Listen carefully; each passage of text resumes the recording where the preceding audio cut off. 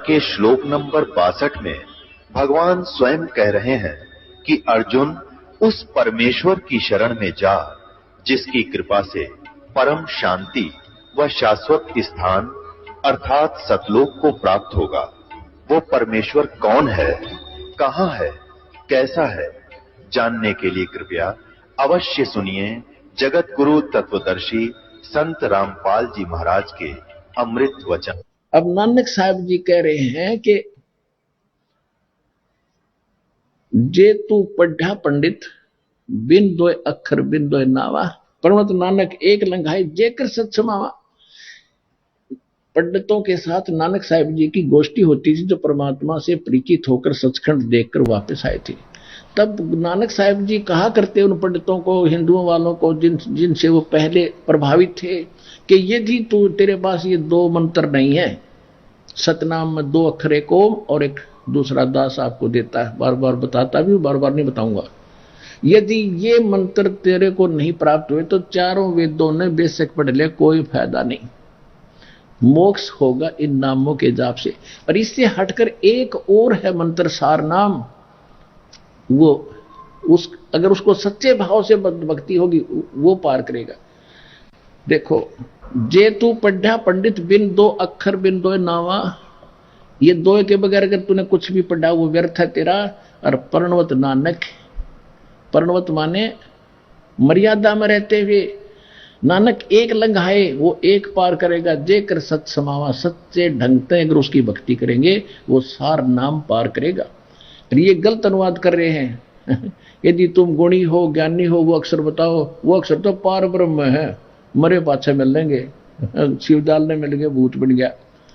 एक अक्षर ने दुनिया बनाई और एक ने सतलोक बना दिया ये इसका अनुवाद है शिवदयाल सावण सिंह जी का।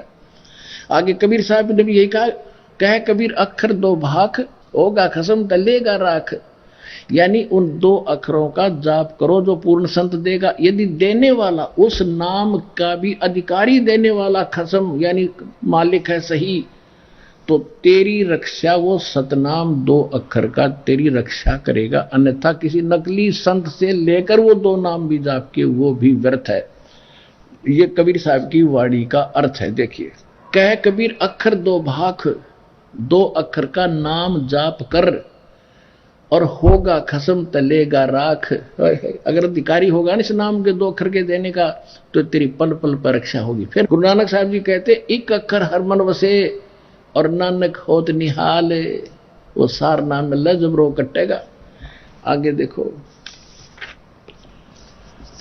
अब 262 पृष्ठ पे आगे एक स्थान पर फिर गुरु साहब कहते हैं नानक साहब जी, वेद कतेब सिमरत सब शाश्वत इन पढ़ा मुक्त ना होई, एक अक्षर जो गुरुमुख जापे तिसकी निर्मल सोई। ये गुरु ग्रंथ साहब के 747 पृष्ठ पे लिखा है कि वेद कतेब पढ़ने से कुछ भी लाभ नहीं होगा। एक अक्षर सार नाम गुरुमुख यानी पूरे गुरु के मुख से लेकर और जाप करेगा, उसका कल्याण होगा। अब देखो, ये तो अनुवाद दास ने किया, ये है वास्तविक अनुवाद इन परमात्मा की महापुरुषों की वाणी का। अभी इसका अनुवाद, इस वाणी का अनुवाद इस सावण सिंह जी ने क्या किया देखियो, वेद कतेब सब शाश्वत इन पढ़ा मुक्त न होई, एक अक्षर जो गुरुमुख जापै तिसकी निर्मल सोई। आदि ग्रंथ के पृष्ठ 447 पे। अब इसका अनुवाद सावण सिंह जी ने किया है। वह अक्षर आपके अंदर है और पार ब्रह्म में जाकर मिलेगा, मरे पाछे मिलेगा पार ब्रह्म में। यह धर्म हमारा धर्म नहीं, यह जात हमारी जात नहीं, यह देश हमारा देश नहीं, हमारा देश सचखंड है, हमारी जात सतनाम है। अरे वाह देवता, इस सतनाम ने लेकर चले थे ये। सतनाम सचखंड, सतनाम सतनाम सार शब्द, सतनाम सतपुरुष, सतनाम सतलोक, सतनाम असली राम, सतनाम सचखंड और सतनाम हमारी जात सतनाम असली राम। और सतनाम तो दो अक्षर का है, सतनाम दो अक्षर का जिसमें एक ओम है और वो गुरु पूरा का है जो दो अक्षर का वेद बतावे। तो ये शिवदाल ने और सावण सिंह जी को तो पता ही नहीं था दो अक्षर का। फिर ये पूरे गुरु कहां थे, तो अधूरे थे, तो नकली थे, डूब गए डबोगे।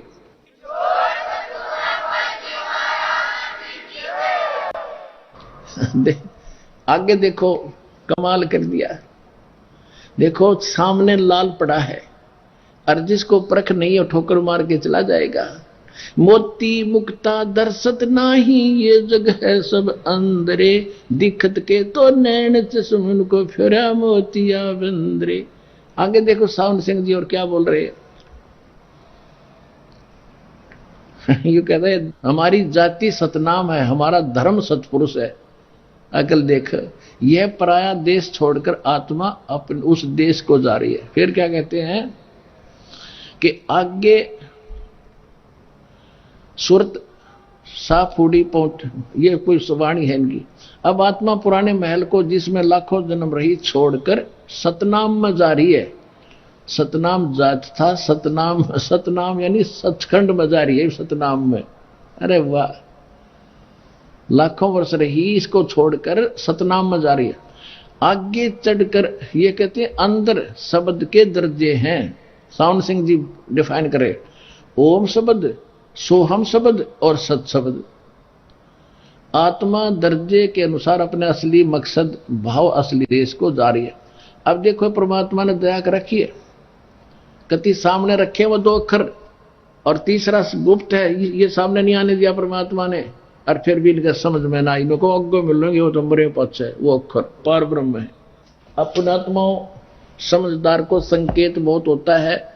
सौदागर समझदार व्यक्ति होता है, उसने अगर 100 मन चावल का कोई सौदा करना है तो बोरी के अंदर बारदाने में एक परखी मारता है, ऐसे लोहे की होती है वो, और बोरी के अंदर घुस के वह कुछ कणक उसमें जो माल है बाहर निकाल लेती है और उसको देखकर सौदा कर लेता है, ये ठीक है कि या गलत है।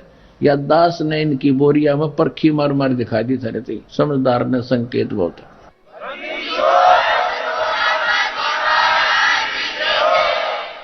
ये निरा अड़ंगा भर रहे हैं, गोबर चावल के स्थान पर कंकर भर रखी इन्होंने, ये समझ लेना। अब जिनका ज्ञान ही ऐसा है, जिनके 2 अक्षर का जिनको ज्ञान ही नहीं है, तो पूरा गुरु नहीं वो।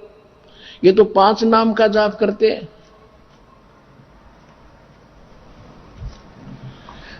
ये 5 नाम का जाप करते हैं, ओंकार, रंकार, ज्योति, निरंजन, सोहम और सतनाम। और तुलसीदास जी हाथरस वाले, जिनके ज्ञान को ये खुद भी सुनता था, शिवदयाल जी, इसके माता पिता भी इसके चेले थे, शिव हाथरस वाले तुलसी साहब जी के। वो क्या बताता है इन 5 नामों के बारे में, क्योंकि तुलसीदास हाथरस वाले ये कबीर परमात्मा की वाणी को पढ़कर स्वयंभू गुरु बन गया।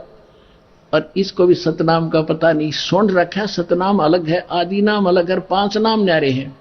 5 नाम के पढ़ने वाला कभी मुक्त नहीं हो सकता। इसने खुद कहा है, 5 नाम काल के जानो, उसे हटकर और नाम है, आदि नाम और एक सतनाम, वो इनको पता नहीं है। अब देखिएगा, ये घट रामायण भाग 1 वेलविडियर प्रिंटिंग वर्क्स इलाहाबाद से छपी है।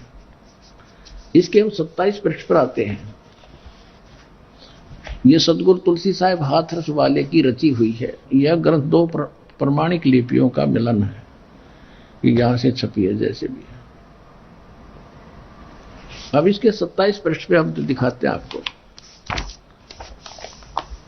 ये 27 पृष्ठ है। यहां पर है, अंतर गुफा तहां चल जाऊं, जहां साहेब के दर्शन पाऊं, 5 नाम जीव जब भाखा, 6वां नाम गुप्त कर रखा। 5 नामों से न्यारा एक 6ठा नाम और है। 5 नाम जीव जब भाख्या, 6वां नाम गुप्त कर रखा।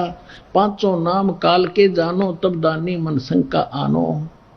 निर्गुण निराकार निर्वाणी धर्मराज, ये काल, ये 5 बखानी। धर्मराज यहां काल को कहते। जीव नाम निज कह विचारी, जान बूझ दानी झकमारी। 5 नाम काल के जानो, तब दानी मन शंका आनो। होय होय। फिर क्या बताया है? और देखो ये कहना, 5 नाम जीव जब भाख्या, 6वां नाम गुप्त कर रखा। तेरा 10 स्वामी वाला तो 6ठे नाम का भी ना बेरा। तो इसके मतलब ये इनकम्प्लीट ही ज्ञान और साधना, और वो भी गलत। 5 नाम काल के। आगे देखो, जीव वचन दानी सुन विधि बात हमारी, हम चल जावे पुरुष दरबारी। सतलोक पुरुष के भगवान के दरबार में जावांगे हम। सुरत नृत्य ले लोक सिद्धाऊं, आदि नाम ले काल गिरा। आदि नाम है, ये सार नाम की तरफ संकेत है। ये तुलसीदास को भी नहीं पता था, ये कोड वर्ड आदि नाम, वो सार आदि नाम और वास्तव में कोई और है। और सतनाम ले जीव भारी, सतनाम 2 अक्षर का है। अस चल जाऊं पुरुष दरबारी, हो गया क्लियर। इस इनके 5 नामों से अलग और एक आदि नाम और एक सतनाम न्यारा है। और ये सतनाम उसका मैं जोड़ रहे उन 5 उनके अंदर 5 नामों में, यानी इनको कह भी नहीं पता। सतनाम सतनाम जाप करो, सतनाम तो 2 अक्षर का, वो सांस उश्वास से जाप करना है। और परमात्मा कहते हैं सो हम शब्द हम जग में लाए, सार शब्द हम न गुप्त छुपाए। ये आदि नाम जो है सार नाम है, सार शब्द कहते हैं इसको। और सो हम शब्द कहते हैं हम लाए, ना किसी वेद में ना शास्त्र में, कहीं नहीं तुम्हारे यहाँ पर। और वही नानक साहब जी कह रहे हैं कि वो अक्षर इसमें नहीं है, वो कौन कौन से सोहम और ये आदि नाम, ये तुम्हारे इनमें नहीं है। वो तो परमात्मा खुद आकर प्रकट करते हैं, वो देते हैं। अब एक के बाद तो सारी बात सेट हो जाएंगी, समझ में आ जाएगी। राधा स्वामी पंथ के चलाने वाले उसके आधार से सब भक्ति कर रहे हैं। तो राधा स्वामी पंथ के प्रवर्तक श्री शिवदयाल जी की क्या दशा हुई इन 5 नामों के जाप करने से। और शिवदयाल जी का कोई गुरु नहीं था। और कबीर साहब यानी हमारे सदग्रंथ क्या बताते हैं, गीता अध्याय नंबर 16 के श्लोक नंबर 23 और 24 को फिर से आधार बनाते हैं, जहां से सत्संग स्टार्ट हुआ था। इसमें कहा कि गीता अध्याय नंबर 16 के श्लोक 23 में कहा है कि शास्त्र विधि को त्याग कर जो मनमाना आचरण करते हैं उनकी न तो गति होती है, ना उनको सुख होता है, ना कोई सिद्धि प्राप्त होती, यूजलेस। इसलिए अर्जुन सदग्रंथों को आधार मानो और सब मिथ्या बातों को छोड़ दो, कर्तव्य की अवस्था में। हमारे सदग्रंथ सूक्ष्म वेद क्या बताते हैं, गुरु बिन माला फेरते, गुरु बिन देते दान, गुरु बिन दोनों निष्फल हैं, जय पूछो वेद पुराण। गुरु के बिना कोई भी साधना करता यूजलेस है। और शिवदयाल जी का कोई गुरु नहीं था। रामकृष्ण से कौन बड़ो, उन्हों भी गुरु कीन, 3 लोक के वेधनी वही गुरु अगे अधीन।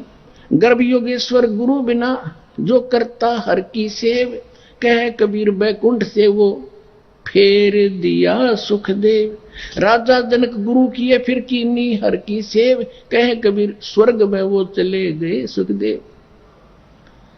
यानी सुखदेव ने गर्भ में ज्ञान हो गया था, बिना गुरु के भगवान के विष्णु जी के लोक में चला गया, वहां से वापस पटका के चला जाए, यहां से गुरु धारण करके आइए। जब राजा जनक को गुरु किया कहते फिर वो ठिकाना पाया जहां तक का गुरु उसको मिला था। और रामकृष्ण से कौन बड़ा, उन्हों भी गुरु कीन, 3 लोक के वेधनी गुरु आ गए थे। और परमेश्वर ने स्वयं गुरु की ये महिमा रखते हुए, मर्यादा रखते हुए स्वामी रामानंद जी को गुरु बनाया। और शिवदयाल जी का कोई गुरु नहीं, तो आप पे फेल ही हो। जब शिवदयाल जी फेल है तो पूरा पंथ फेल हो गया, ये समझे, इनकी जड़ दिखा दी धरती।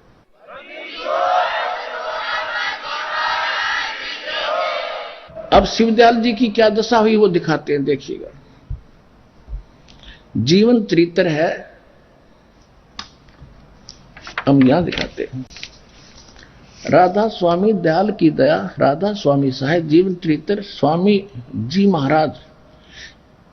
इसका लेखक कौन है, लाला प्रताप सिंह सेठ उर्फ चाचा जी साहब। ये शिवदयाल जी का छोटा भाई था प्रताप सिंह। इसका लेखक प्रकाशक है राधा स्वामी ट्रस्ट, स्वामी बाग आगरा। सर्वाधिकार प्रकाशक द्वारा सुरक्षित है। और ये कहां से छपा है, ये देखिए, ये है शिवदयाल जी। कर लो दर्शन कर लो दर्शन महात्मा जी के। आप डूब गया, दुनिया डूब गया, भूत बन गया फिर आखिर में। ये 17वीं बार 5026 सन 2006 में वो हमारे पास है। राधा स्वामी ट्रस्ट, स्वामी बाग आगरा। मुद्रक है अर्पण पेंट्री, राधा स्वामी चैम्बर, भालेज रोड, आनंद। ये इनके फोन। अब देखिएगा, इसके 28 पृष्ठ पर आपको दिखाते हैं कि इनका कोई गुरु नहीं था। ये देखिएगा, ये जीवन चरित्र है स्वामी जी महाराज शिवदयाल जी का। 28 पृष्ठ पे स्वामी जी महाराज का कोई गुरु नहीं था और न किसी से उन्होंने परमार्थ का उपदेश लिया। और गरीबदास जी कहते हैं झूठे गुरु के आश्रय कदे न उदर जीवे, सच्चा पुरुष कबीरे हैं वो आद्य परम गुरु पीवे। सतगुरु पुरुष कबीर हैं ये चारों युग प्रमाण, और झूठे गुरुआ मर गए भाई हो गए भूत मसाण।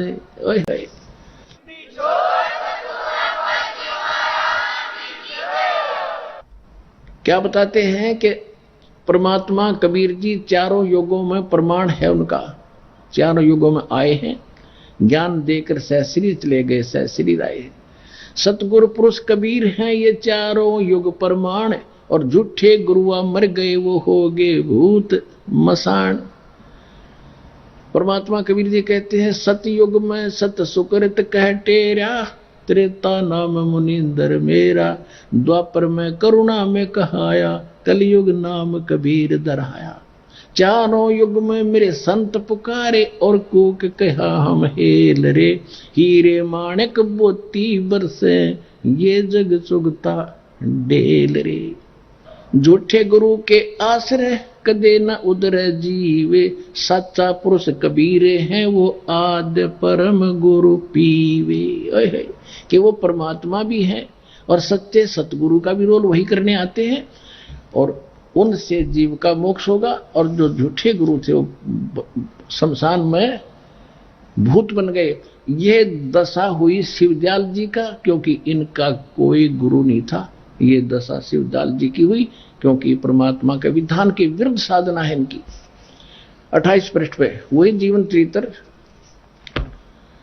चरित्र शिव स्वामी जी महाराज का हम पढ़ रहे हैं। स्वामी जी महाराज यानी शिवदयाल जी का कोई गुरु नहीं था और न ही किसी से उन्होंने परमार्थ का उपदेश लिया। तो क्या बना, दिखाता हूं क्या बना। ये 78 पृष्ठ पे जीवन चरित्र स्वामी जी महाराज का 71 नंबर इनका ये वचन है। अब बुक्की जी का, जो कि सिब्बो जी की छोटी बहन थी, थोड़ा सा हाल लिखा जाता है। यह सिब्बो जी के कुछ अरसे बाद स्वामी जी महाराज के चरणों में आई थी। जब इन्होंने कुछ दिन सत्संग किया और उस वचन स्वामी जी महाराज के सुने और वे वचन हृदय में समा गए, तब इनके प्रेम की हालत अजीब थी। जब स्वामी जी महाराज वचन यानी प्रवचन करते थे या पोथियों का अर्थ पोथियों का करते थे, तब उनकी आंखें सुर्ख अंगारा सी हो जाती थी और आंसू बराबर टपकते रहते थे। बहुत देर तक यानी घंटों उन वचनों का नशा बना रहता था। और फिर स्वामी जी महाराज कथा से फुर्सत पाकर हुक्का पीते थे। अरे देवता, हुक्का भी पीता था परम धनी। और हुक्का पीने वाले के बारे में सुख संवेद में क्या कहा है, कहते सुरापान मद मांसाहारी, गमन करे भोग पर नारी, 70 जन्म कटेंगे शीशम, साक्षी सायब है जगदीशम। मदरा पीवे कड़ुआ पानी, 70 जन्म समान के जानी। कहते 100 नारी जारी करे और सुरापान 100 बार, एक चिलम हुक्का भरे वो डूबे काली धारे। सुख संवेद में क्या बताया है कि सुरापान मद मांसाहारी और गमन करें भोगे पर नारी, 70 जन्म कटेंगे शीशम, साक्षी साहिब है जगदीशम। को शराब पीता है पर नारी यानी किसी की दूसरे की पत्नी के साथ बुरी नीत रखता है, सुरापान मद मांसाहारी और मांस खाते हैं, उनका कहते 70 जन्म कटेंगे शीशम। उनके 70 जन्म तक उसके सिर कट कर मृत्यु होगी, कभी किसी रूप में, कभी कहीं पर किसी कारण से, कुत्ते बकरे गधे बढ़कर। फिर बताया है कि 100 नारी जारी करे, एक नारी परगमन करने से कितना पाप, 70 जन्म सिर कटेंगे। फिर कहते 100 नारी जारी करे सुरापान 100 बार, और एक चिलम हुक्का भी भरने वो डूबे कालीदार। भर के देने वाले को पाप है, किसी को सहयोग करने में, और जो पीता उसका तो सर्वनाश है। तो शिवदयाल जी तो हुक्का भी पीते थे भांग तमाकू छोतरा आफू और शराब, कह कबीर कौन करे बंदगी भाई ये तो करे खराब। तमाकू इस तरह के जो व्यसन करता है वो कभी भक्ति नहीं कर सकता, उसकी मुक्ति नहीं हो सकती। ये जीवित प्रमाण है आपके सामने। शिवदयाल जी भूत बने, यू हुक्का भी पीता था, नकली साधना भी करता था, पिछले जन्म की पुण्यकर्मी प्राणी था, काल के फंस गया, अरे बना दिया चौधरी साहब, बना दिया गुरु, अंधों में अंधा गुरु। कहता अंधे की बात गई अंधे ने मार के कौन बतासी, ये दास है आंखों वाला, ज्ञान के नेत्र दास के पास है।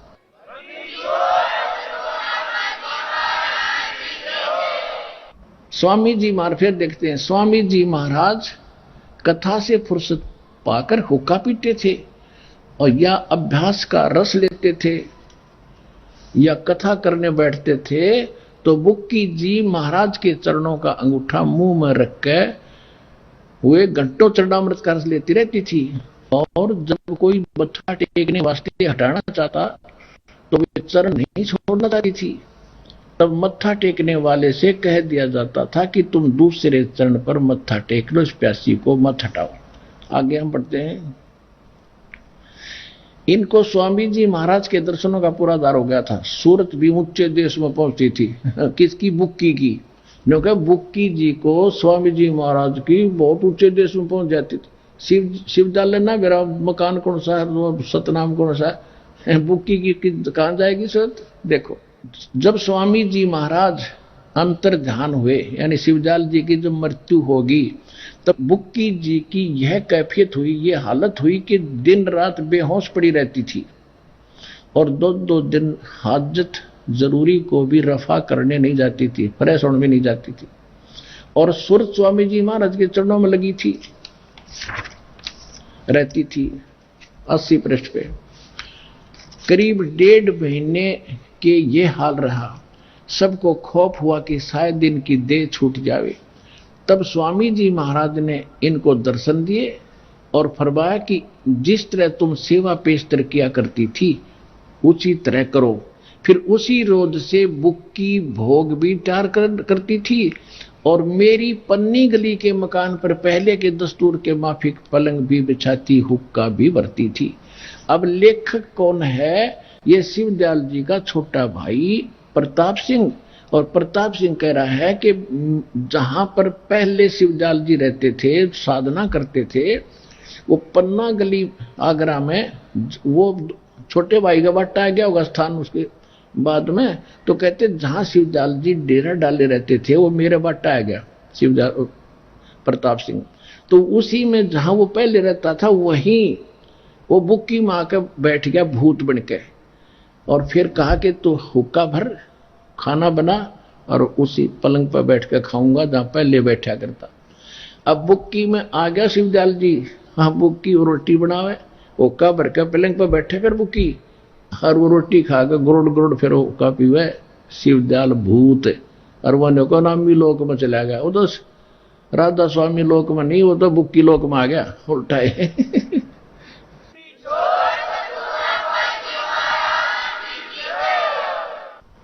फिर देखिएगा, तब स्वामी जी को इनके दर्शन, स्वामी जी ने इनके दर्शन दिए, किसको? बुक्की को, और फरमाया कि जिस तरह तू सेवा पेशतर किया करती थी उसी तरह करो। फिर उसी रोज से बुक्की जी भोग तैयार करने लगी करती थी, रोटी बनाती थी और मेरी पन्नी गली के मकान पर पहले के दस्तूर माफिक पलंग बिछाती, हुक्का भरती थी। जैसे शिवदयाल जी जीव था, जब पलंग बिछा के हुक्का भर के उनको पीने के लिए रोटी खिला कर देती थी, तो फिर अब पर रोटी बना के खा के और पलंग पर बैठ के हुक्का पीती थी। उसका माँ भूत पीवा था, वो बुक्की पहले हुक्का भी ना पीती थी, और भूख शिवदयाल जी भूत उसमें बढ़ के फिर हुक्का पीने लग गया। पहले की दस्तूर हुक्का भी भरती थी, वह पलंग अभी तक बिछा रहता है। गर्ज की जिस तरह से पेशतर यानी पहले सेवा किया करती थी उसी तरह से कुल काम करने लगी। और स्वामी जी महाराज उनको ध्यान के समय में प्रगट दर्शन देते थे और कुल सेवा उसी तरह कबूल फरमाते थे, जो अंतर, जैसा कि अंतर ध्यान होने से पेशतर यानी पहले करते थे। जैसे मरने से पहले रोटी खाता था, हुक्का पीता था, उसके बाद वो उस बुक्की में प्रवेश करके ऐसे खाने लगा। बुक्की जी को महाराज उनके आखिरी दम तक प्रकट रहे, जब तक बुक्की नाम रही उसमें रहा वो भूत। शिवदयाल जी बुक्की लोक में बैठा। यहां तक कि जिस किसी को जब कोई बात स्वामी जी महाराज से अर्ज करनी होती थी तो वे बुक्की जी के जरिए से दरफियात कर लिया करते थे। बुक्की जी में इंटरनेट लग गया, फिर वो उसमें बोलने लग गया। वो भूत बोले, उसका गर्ज करे महाराज ये दुख हो गया, जिसका समाधान पहले करता था फिर उसे फिर बताने लग गया। यानी बुक्की जी अभ्यास के समय स्वामी जी महाराज को प्रकट करके हम कलाम हुआ करती थी। इस नियाजमंद को भी लेखक उसका छोटा भाई शिवदयाल जी का कह रहा है प्रताप सिंह कि मुझे भी कोई दिक्कत आपत्ति आती थी, भीड़ पड़ती थी और उस समय भीड़ के समय घबराहट होती थी तो किसी तरह से अकल काम नहीं देती थी, तो बुक्की जी के जरिए से स्वामी जी महाराज का हुक्म दिया करता था। बुक्की जी का आगे बोलते शिवदयाल अंदर बैठा ही था और जैसा हुक्म होता था वैसे ही मुआफिक बंदा कारबंद होता था। इसी तरह राय साहब ने, एक और था उनका गुरु बाद में बना राय साहब, राय साहब ने भी मौज की थी कि बुक्की जी के जरिए से 2-4 बार हुक्म हासिल किए थे। ये है इनकी हिस्ट्री भाई। राधा स्वामी पंथ का प्रवर्तक बुक्की के अंदर अपनी शिष्या में भूत बनकर बैठा है, वहां शंकाओं का समाधान कर रहा है। ये कहूं तो नामी लोक में चले गए, वो तो बुक्की लोक में फटोगे और बुक्की में वही जब तक रहे जब तक वह मरी नहीं। तो पुण्यात्माओं दास का उद्देश्य इतना सारा प्रयत्न करने का ये है कि आप तो बचो, जो शेष बचे हो निकलो उस नरक से, आओ सतलोकासन बरवारा जिला हिसार में अपना कल्याण कराओ।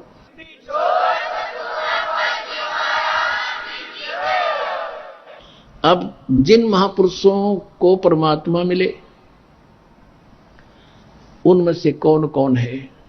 आदरणीय धर्मदास साहिब जी, आदरणीय मुलुकदास साहिब जी, आदरणीय दादू साहिब जी, आदरणीय नानक साहिब जी सिख धर्म के प्रवर्तक, आदरणीय गरीबदास साहिब जी गांव छुरानी जिला दुधर हरियाणा वाले, आदरणीय गीसा दास जी गांव खेखड़ा जिला बागपत और उत्तर प्रदेश वाले, आदरणीय स्वामी रामानंद जी काशी वाले को, इन सबको भगवान मिले। उन्होंने कौन बताया? परमात्मा। नानक साहिब जी ने कहा है, धर्मदास जी ने तो देखकर आए, उन्होंने बताया है कि सतलोक से चलकर आए काटन यम की जंजीर। परमात्मा कबीर साहब को वहां देखा, फिर नीचे देखा, वही रूप हल्का शरीर तेजपुर का शरीर बनाकर नीचे आए हैं मालिक। धर्मदास जी ने वही बताया कि काशी में जो कबीर परमात्मा प्रगट से धानक जुला वो मालिक हैं, सच्चे परमात्मा हैं, सत्य पुरुष हैं। वहां भी मनुष्य दृश्य है, वहां पूरी दृष्टि है सतलोक के अंदर ऐसी ही, लेकिन ये डुप्लीकेट है, वो ओरिजिनल है, ये नाशवान है, वो अविनाशी सृष्टि है। आप सभी वहां रहते थे। यहां से जो दास आपको साधना बता रहा है, जब तक यहां रहोगे आनंद से रहोगे, सब दुखों से बचे रहोगे और जाओगे जो सतलोक विमान में बैठ कर चले जाओगे, जो साधना दास बता रहा है उससे।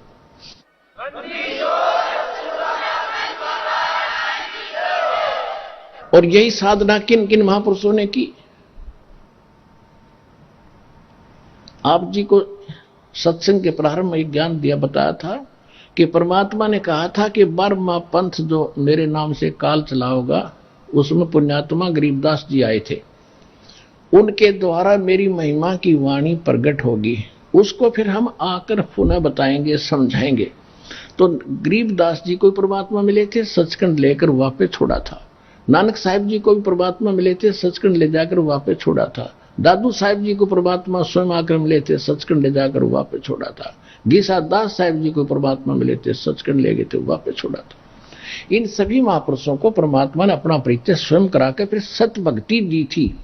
कहा था कि ये है स्थान तुम्हारा, ये यहाँ ये व्यवस्था है, अभी इसको डिक्लेयर ना करना। धर्मदास मेरी लाख दुहाई, ये मूल ज्ञान की बाहर ना जाए।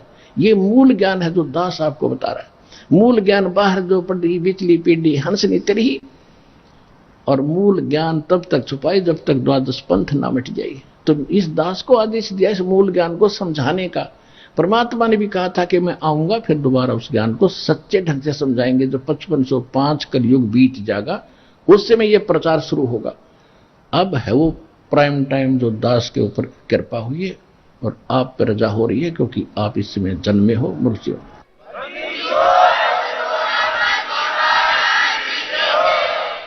तो उन महापुरुषों ने किसको भगवान बताया? नानक साहब ने क्या कहा है कि एक तेरा नाम तारे संसार में ए हो आस ए हो आधार। ये फाई सूरत मुल्क की वेश ए ठगवाड़ा ठगी देश खरा सियाणा बहुता वारी धानक रूप रहा करता। ये 24 नंबर पृष्ठ गुरु ग्रंथ साहिब में नानक साहब की महिला पहला की वाणी है। 721 पृष्ठ पे नाम लिख दिया है गुरु ग्रंथ साहिब में कबीर साहब का। एक अर्ज गुफ्तम पेश तो दर कून करतार हक्का कबीर करीम। तो हक्का कबीर, करीम यानी दयालु, सत कबीर, हक्का माने सत, सच्चा अविनाशी, और कबीर करीम तो बेअप्रवृत्तिगार। 731 पृष्ठ पे लिखा कि नीच जात परदेसी मेरा छिन आवे तिल जावे अरता की संगत नानक रहंदा क्युकर मोंडा पावे। एक सेकंड में यहां देखता हूं, एक सेकंड में ऊपर बैठा है सतलोक में। यही ना रामानंद जी ने कहा था, जो परमात्मा को ऊपर भी देखा और नीचे देखा, दो ठोर है एक तू भया एक से दो, और गरीबदास हम कारणे तुम आए हो मगदो। वहां से चलकर आए हो हमारे लिए। गरीबदास जी ने क्या कहा कि हम सुल्तानी नानक तारे दादू को उपदेश दिया, जात दुलाहा भेद नहीं पाया, काशी माहे कबीर हुआ। अनंत कोट ब्रह्मांड का एक रति निभार, और सतगुरु पुरुष कबीर है वो कुल के सिरजना। इन महापुरुषों ने कौन से मंत्र किए थे, कौन सी साधना की थी, जो परमात्मा ने इनको बताई कि ये भक्ति करो तुम तब यहां आओगे। दिखा तो मैंने दिया तुम्हें कि ये है तुम्हारा मूल स्थान। परमात्मा ने अपने विटनेस बनाए, गवाह बनाए। उन महापुरुषों ने अपनी अमृतवाणी में एफिडेविट लिख दिया कि काशी में जो दुल्हा था वो पूर्ण परमात्मा है, हमने आंखों देखा। उनको फिर कौन से मंत्र दिए थे? यही नाम दिए थे, 5 नाम, 5 प्रधानों के जो दास आपको देता। पहले ये 5 ही देने थे, अब ये 7 देने हैं परमात्मा का, क्योंकि ये समय अब आया है मोक्ष कराने का। अब ये 7 नाम देने हैं। उसके बाद फिर 2 अक्षर का नाम सतनाम है। कई भक्त कहते हैं कि एक ऐसे नकलीहा गुरु आया हुआ था, एक दिन किसी भक्तों के कहने सुनने से आ गया, वो नाम ले लिया, सतनाम भी ले लिया उसने। फिर करता है वो विवेक, बकवास करता है कि वही नाम है, उनको सतनाम बता रहे हो, ये काहे की बात है, ये क्या हुआ? तो इनमें अकल तो है नहीं, क्योंकि उनकी तो प्रभुता खत्म होती है। उन्हें तो बैठाना है, जीवों को भी उलझाना है, उनका इतना ही काम है। लेकिन नहीं, एक जड़ी है, एक 5 जड़ी मिला दी जाए तो उनका गुण कुछ अन्य होता है। 2 जड़ियों को उस अलग ढंग से मिला जाए तो उनका कुछ लाभ अन्य होता है। तो इसी प्रकार देखो, आटा वही होता है और घी, बूरा, चीनी वही होती है। उसी के लड्डू भी बना लेते हैं, उसी की बर्फी भी बना लेते हैं, उसी से यानी चूरमा भी बना लेते हैं, हलवा भी बना लेते हैं। तो अलग अलग टेस्ट होता है। लेकिन जड़ी का एक अलग से विधि है। जो जड़ी, जैसे अकेली कोई वस्तु खाते उसका अन्य लाभ है, 2 मिक्स कर देते उसका अन्य लाभ है। जैसे इसमें आता है आयुर्वेद के अंदर कि घी और शहद को अगर बराबर मिला ले तो विष बन जाता है, और इसको असम भाग विषम भाग में मिला दे, यानी घी से दुगना शहद या शहद से दुगना घी मिलाकर खावे तो अमृत बन जाता है। तो इसी प्रकार इन मंत्रों की जो दास आपको देता है, भ्रम ना पड़ना, क्योंकि ये खुद परमात्मा के दिए मंत्र हैं। विश्वास करने के लिए ये पर्याप्त है कि यही मंत्र नानक साहब जी जाप करते थे। जब इसमें जन्म साखी भाई बाले वाली में समुद्र की साखी में नानक साहब जी अपने मुख से बोल रहे थे मंत्र को, मर्दाना ने भी सुन लिया, वो भी बोलने लगा तो डूबने लगा। तो नानक साहब जी ने कहा था ये जाप मत कर, तो वही कर जो मैंने बोला है, वाहेगुरु जाप कर, क्योंकि उस समय इसको गुप्त रखना था। और बोल इसलिए दिया कि आने वाली पीढ़ी में प्रमाण होगा कि मैं ये जाप करता था, ये सिद्ध हो गया। फिर धर्मदास मेरी लाख दुहाई ये सार नाम कई बार ना जाई, धर्मदास जी को बनाकर रखा था कि सार नाम और सतनाम भी बताना नहीं। और गरीबदास जी ने भी ये मंत्र किसी को नहीं दिया, लिख रखा ग्रंथ साहिब के अंदर। इस दास को मिले ये कंप्लीट कोर्स। गरीबदास जी कहते हैं राम नाम जप कर थर ओई, ओम सोहम मंत्र दोई, ओम सोहम मंत्र जपिए योग युगत या धूनी तपिए। कहते और ये धूनी दाने तपस्या करने से कोई लाभ नहीं है, ये मंत्र जाप करना। ये कैसे जाप करना ये दास बताएगा। मंत्र का पता भी लग जाता है तो कोई लाभ नहीं होगा जब तक इस दास से प्राप्त नहीं होगा। और गीसा साहब की वाणी में आता है कि ओम सोहम जपले भाई, राम नाम की यही कमाई। गीसा दास की वाणी में। और ये गीसा पंथी ये पूरा एक शब्द है उनका, गीसा दास जी का, ये पूरा शब्द रटते हैं। ओम सोहम जपले भाई, राम नाम की यही कमाई, ओम सोहम जपले भाई। वो जपे क्यों करे, वो कौन सा जप करना है, वो इस दास के पास वो खजाना उपलब्ध है। और अपना कल्याण कराओ। बोलो सतगुरुदेव।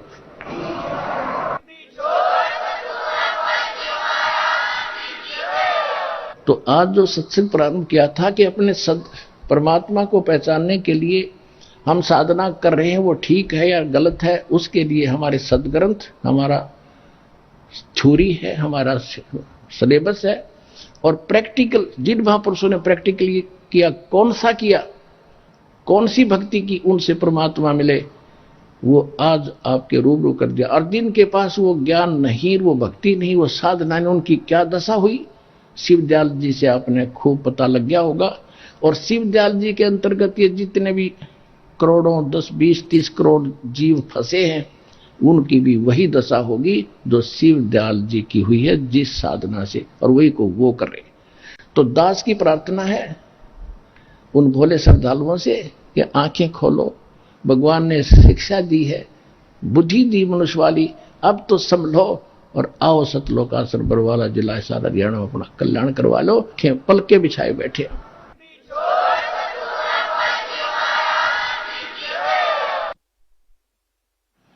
परम पिता परमात्मा पूर्ण ब्रह्म सारी सृष्टि के रचने वाले, हम प्राणियों के सच्चे हितैषी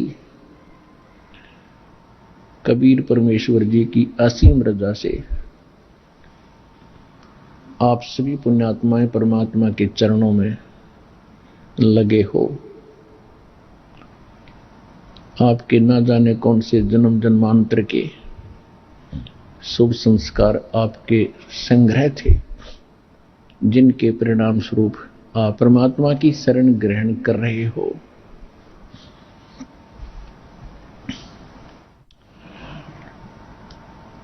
परमात्मा की महिमा का हम कोई गुणगान कर नहीं पाते बच्चों। हमने परमात्मा शब्द सुना था, इसको भाषा भिन्न करके किसी कोई गॉड कहता है, कोई रब कहता है, कोई खुदा कहता है, कोई अल्लाह कहता है, कोई राम कहता है, कोई भगवान कहता है।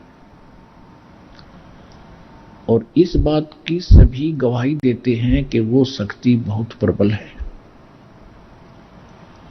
राजा लोगों को हम संपन्न मानते रहे, मानते हैं। एक निर्धन नागरिक राजा को बहुत बड़ा पावरफुल मानता है, और राजा पर भी जब आपत्ति आती है तो वो भी किसी अपनी जैसी भी परंपरा में जन्मा है, अपने अल्लाह, खुदा, गॉड, राम, रब, भगवान की ही शरण में पहुंचता है।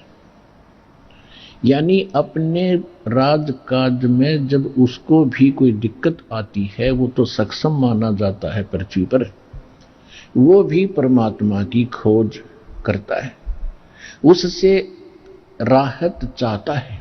इसे सिद्ध है कि वो कोई बहुत बड़ी शक्ति है, और वो भी दे सकता है जो राजा नहीं दे सकता, जो राजा के पास भी वस्तु नहीं है। राजा क्या नहीं दे सकता, क्या दे सकता है। जब तक हमें ज्ञान नहीं था तब तक हम सोचते थे मंत्री ने, मुख्यमंत्री जी ने नौकरी दे दी। नहीं, रोजगार भी परमात्मा देता है। करे करा वैसाइयां मन में लहर उठा और दादू सिरधर जीव के आप बगल हो जा। जो कुछ भी करता है भगवान करता है। वो करता कैसे है कि जिस पहले वो शुभ संस्कार बनवाता है और फिर उसको राहत देता है। तो शुभ संस्कार बनते हैं शास्त्र अनुकूल साधना से। शास्त्र के अनुकूल जो भक्ति हम करेंगे मर्यादा में रहकर, तो शास्त्र अनुकूल साधना में सबसे पहले सतगुरु की आवश्यकता पड़ती है। और सतगुरु बताता फिर शास्त्र अनुकूल साधनाएं।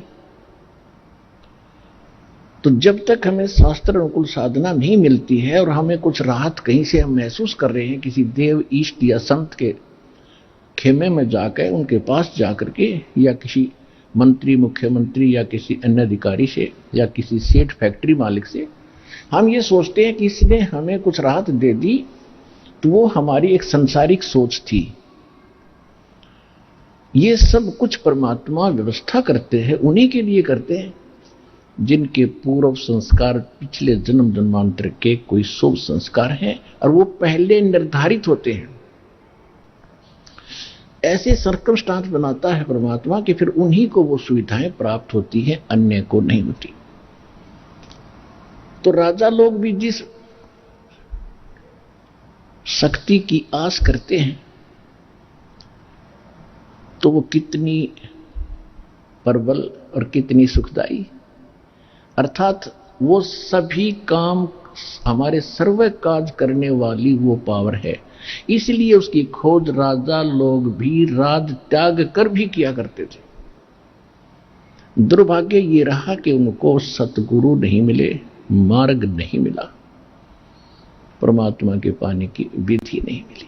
आइए अब हम उन श्रद्धालुओं के अनुभव जानते हैं जो जगत गुरु तत्वदर्शी संत रामपाल जी महाराज जी से दीक्षा प्राप्त कर चुके हैं तथा उनके द्वारा बताए गए भक्ति मार्ग पर चल रहे हैं। नमस्कार सर।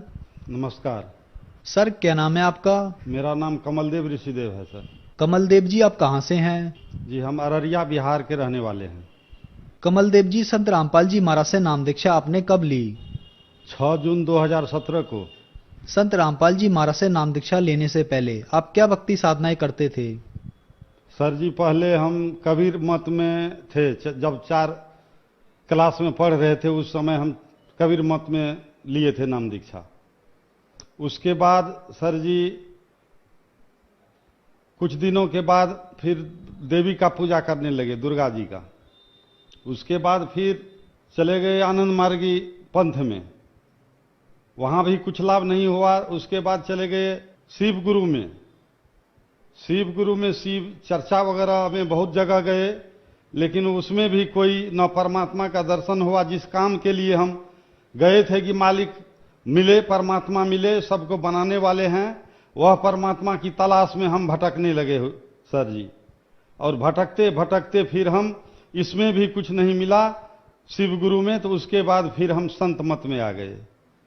संत मत में भी करीब 3-4 साल रहने के बाद उसमें भी जो हम खोज रहे थे कि सबका मालिक वह परमात्मा है, और किताब में पढ़ते थे कुछ, और संत लोग बताते थे कि परमात्मा निराकार है, और उसमें भी बताए कि परमात्मा निराकार है। फिर उस पंथ को छोड़ दिए, उसमें भी फायदा नहीं हुआ।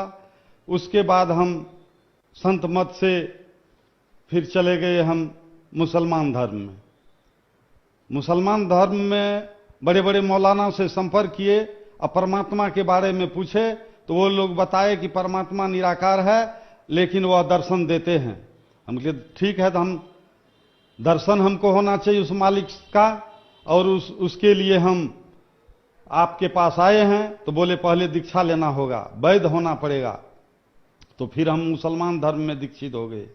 वहां पर जाने के बाद कई जगह जलसा वगैरह में गए, लेकिन वो लोग बोल रहे थे कि जब तक गाय का मांस नहीं खाओगे परमात्मा का दर्शन नहीं होगा।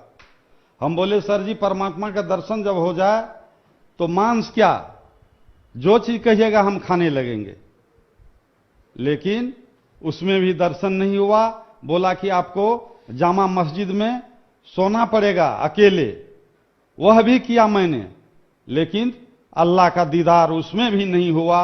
2-3 साल तक उसमें रह गए। नमाज पढ़ते थे सारा विधि विधान से, केवल मांस नहीं खाते थे। हम बोल दिए थे जिस दिन हमको अल्लाह का दर्शन हो जाएगा, अल्लाह हमसे बात करेंगे और दीदार हो जाएगा उनका, तो उस दिन हम मांस खा लेंगे। उसके बाद सर जी हम बहुत मेहनत किए, उसमें नमाज पढ़े, बहुत मौलवी के साथ में घूमे, लेकिन अल्लाह का कहीं दीदार हुआ नहीं। और फिर वहां से धीरे धीरे मन हटने लगा। जिसके लिए हम गए थे कि हमको परमात्मा मिले, अल्लाह मिले, वह वहां भी हमको सफलता नहीं मिली। उसके बाद सर जी हम चले गए फिर दिव्य ज्योति जागृति संस्थान आशुतोष महाराज के यहां दीक्षा ले लिए। आशुतोष महाराज में करीब 3 साल रहे। वहां जो दीक्षा लिए तो उसमें बोले कि इसमें आपको परमात्मा का दर्शन होगा, ईश्वर को आप देखिएगा। तो सर जी उसमें भी हम बहुत लगन और मन से जिस पंथ में भी गए तो बहुत लगन से उस परमात्मा का दर्शन करने के लिए, परमात्मा कौन है, सबका मालिक एक, उसकी तलाश में गए, लेकिन कहीं भी हमको परमात्मा का दर्शन नहीं मिला। उसके बाद सर जी हम संत कुमार स्वामी के बाद फिर हम चले आए ईसाई धर्म में। ईसा मसीह में दीक्षा लिए, उसमें पानी में डुबो करके बपतिस्मा उसमें कहा जाता है सर जी। बपतिस्मा लिए, बोले कि इसी पानी के अंदर में आपको दीदार हो जाएगा परमेश्वर का। जब उसमें दीक्षा लिए तो वहां पर भी ऊपर आने के बाद बोले पास्टर लोग कि क्या कुछ देखे, हम बोले कुछ नहीं देखे। तो नहीं, कुछ दिन इसमें रहिए, आपको हो जाएगा, परमेश्वर दर्शन देंगे। उसमें भी करीब 3 साल रह गए हम। 3 साल रहने के बाद सर जी मेरा मन, न आर्थिक स्थिति मेरा ठीक हुआ, न शारीरिक लाभ हुआ कोई, और न ईश्वर का ही दीदार हुआ। तो सर जी फिर उसके बाद हम मन मेरा हो गया कि अब भक्ति करेंगे ही नहीं, और धीरे धीरे हम नास्तिकता की ओर बढ़ते चले गए। सर किस कारण से आप संत रामपाल जी महाराज की शरण में आए? ऐसा हुआ, मेरा बेटा बोला कि एक संत है, इसका प्रवचन सत्संग कुछ दे रहा है सत्संग पर, टीवी पर, संत रामपाल जी महाराज का, सो उसको देखिए पिताजी आप। हम बोले अब किसी को हम नहीं देखेंगे, हम अब किसी संत के पास में नहीं जाएंगे, अब हम थक गए हैं, किसी का सत्संग नहीं देखेंगे। लेकिन उन्होंने आग्रह किया मेरा बेटा, तो हम फिर वह सत्संग देखे। बोले कि चलो तुम बोल रहे हो तो हम देख लेते हैं। देखने के बाद उसमें दिखा रहे थे संत रामपाल जी महाराज देवी पुराण से कि ब्रह्मा विष्णु महेश ईश्वर नहीं है, इनका भी जन्म मरण होता है। तो दिलचस्पी बढ़ा। उस दिन से हम करीब 2 महीना तक सर जी सत्संग सुनते रहे। सारे ग्रंथ, शिव पुराण से, कुरान से, बाइबिल से, बहुत 2 महीना तक सत्संग सुनने के बाद हमको लगा कि आज हमको कोई असली संत मिला और भगवान अब हमको मिल जाएगा। उसके बाद उसमें जो पीली पट्टी चलती है साधना चैनल पर, उससे हमने नंबर नोट किया और नंबर हम फिर हरियाणा लगाए। लगाने के बाद सर जी यहां से गए, जैसे दूसरे पंथ में सारा सामान लेकर के, प्रसाद लेकर, पैसा रुपया पैसा लेकर के जाते थे, उस तरह से हम अपने पास पैसा रखे। पूरा लगा कि जो नहीं अब परमात्मा हमको इसमें मिल जाएगा। उसके बाद जब गए सेंटर पर, उसके बाद बोले कि भगत जी थोड़ा सा हमको दीक्षा लेना है, दीक्षा के लिए क्या क्या करना पड़ेगा हमको बता दीजिए। तो बोले कोई कुछ नहीं करना है, ऐसे दीक्षा मिल जाएगा आपको। हमको लगा कि जो हम जब किसी में जाते थे तो कुछ न कुछ उसमें देखते थे कि जो रुपया पैसे स्नान नया वस्त्र हम सारा लेकर गए थे, ये बोल रहे हैं कि ऐसे हो जाएगा। उसके बाद बोले कि ठीक है, जो हमको लेकिन नाम चाहिए। तो बोले ठीक है। उसके बाद रविवार का दिन था, 4 जून 2017 को सर जी हम संत रामपाल जी महाराज से नाम दीक्षा पति पत्नी दोनों मिलकर ले लिए। सर संत रामपाल जी महाराज से नाम दीक्षा लेने के बाद आपको क्या लाभ हुए? सर जी सबसे बड़ी बात है कि हम परमात्मा की खोज में, मालिक की खोज में जो निकले थे कि परमात्मा सबका मालिक एक कौन है, वह संत रामपाल जी महाराज के सत्संग सुनने और उसके ज्ञान लेने से हम पूर्ण रूप से संतुष्ट हो गए। सबसे पहला फायदा तो यह हुआ कि हम जो भटक रहे थे, हमारा संत रामपाल जी महाराज के शरण में हमको वह स्थान मिल गया, वह परमात्मा हमको मिल गया कि परमात्मा कौन है। सर जी ये लाभ हुआ हमको। और उसके बाद सर जी आर्थिक लाभ, तो आर्थिक लाभ सर जी पहले हम पेशे से वकील हैं, वकालत का काम करते हैं, वकालत पेशा करने लगे और मर्यादा में रहकर भक्ति भी करने लगे।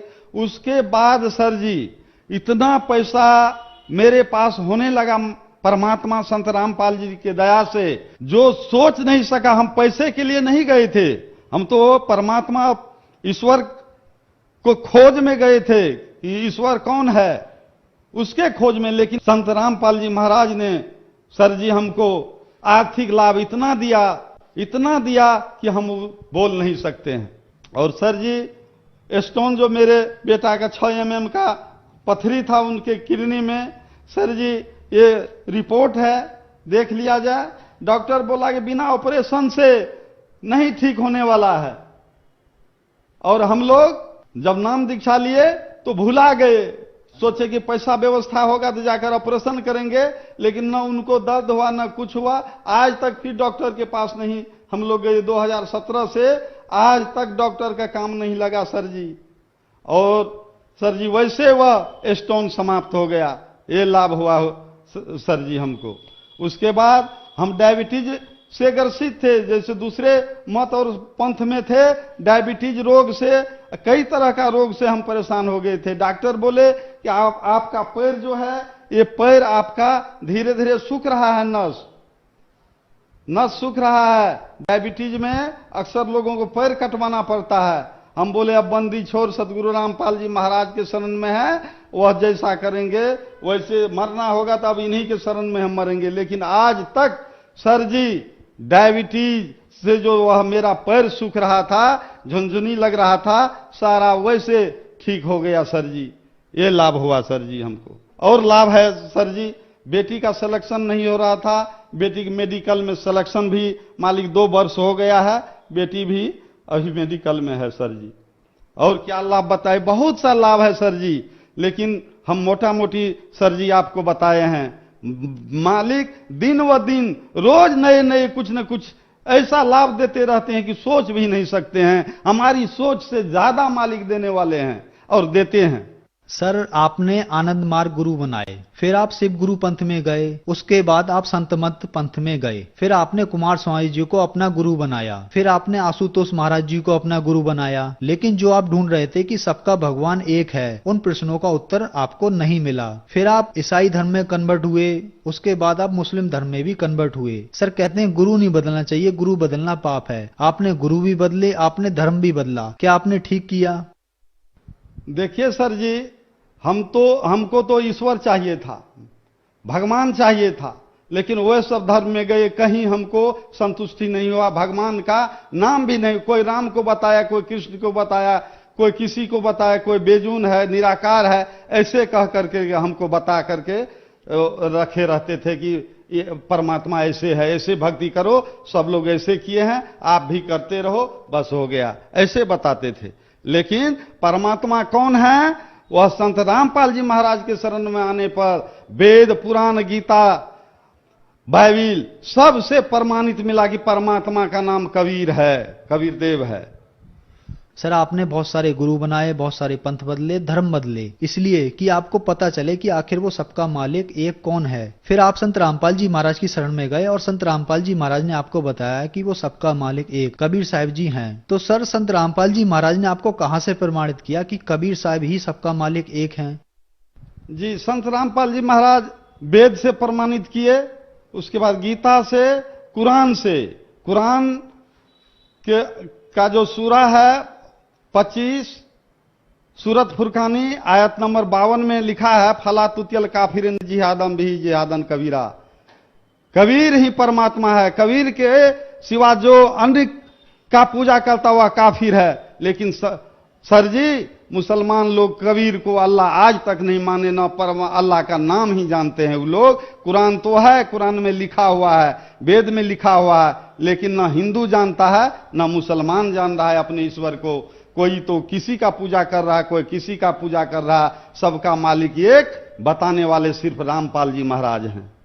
सर, संत रामपाल जी महाराज ने आपको चारों धर्मों की हॉली बुक्स यानी प्रमाणित किताबों से बताया कि सबका मालिक एक कबीर साहब जी हैं और वो ही सृष्टि के रचयिता हैं। तो ब्रह्मा विष्णु महेश और जो देवी देवता हैं वो क्या हैं? बात सही है सर जी।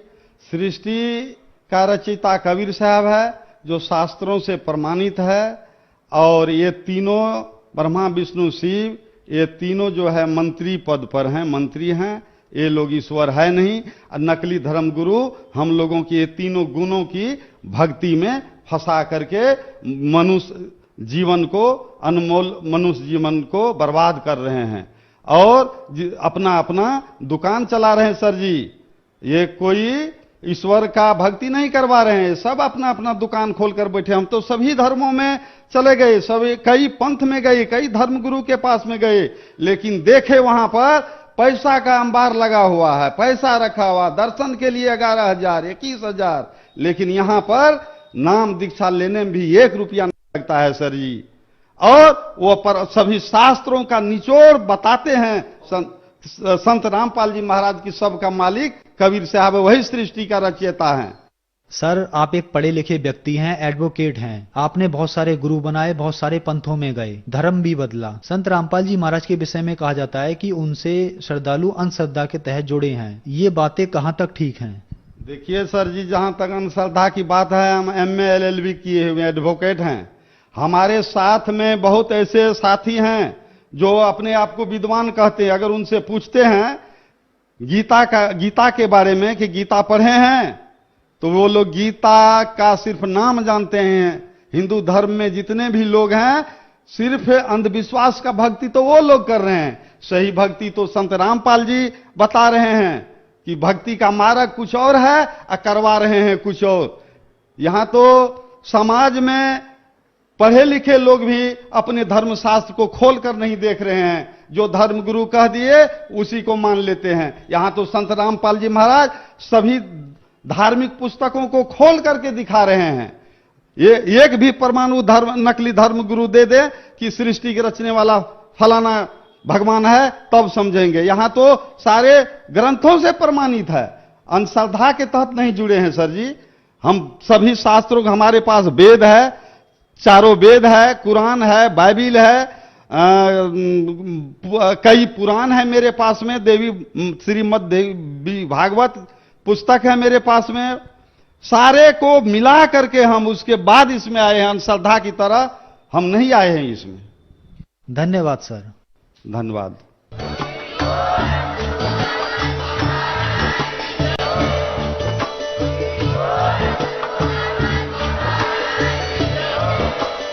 आप सुन रहे थे जगत गुरु तत्वदर्शी संत रामपाल जी महाराज जी के मंगल प्रवचन। अधिक जानकारी के लिए विजिट कीजिए हमारी वेबसाइट www.jagatgururampalji.org।